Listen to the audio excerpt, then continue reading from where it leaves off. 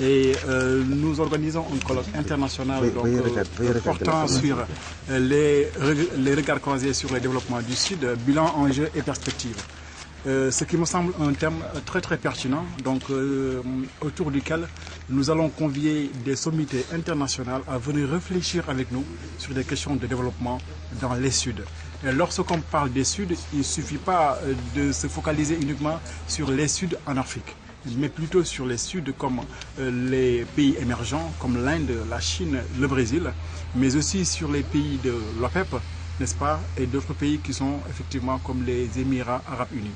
Donc c'est un colloque, qui va nous permettre d'avoir une vision globale sur ce qui a été fait en termes de développement, sur ce qui reste à faire surtout en termes de perspective.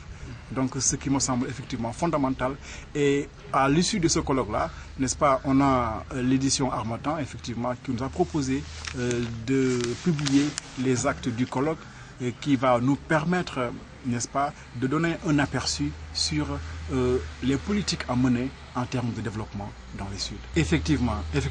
Donc là, nous avons des communications qui sont de manière parcellaire, qui vont parler, par exemple, des questions du plan Sénégal émergent, ou bien d'autres politiques menées dans d'autres pays de la sous-région. Mais aussi, nous avons des communications qui vont parler de manière très ramassée, donc l'ensemble des politiques de développement qui ont été menées depuis l'indépendance jusqu'à nos jours. Pourquoi un regard croisé justement sur le développement du Sud? Alors, du point de vue du regard croisé, alors il faut d'abord s'interroger sur les fondements du laboratoire d'abord qui a organisé donc ce colloque.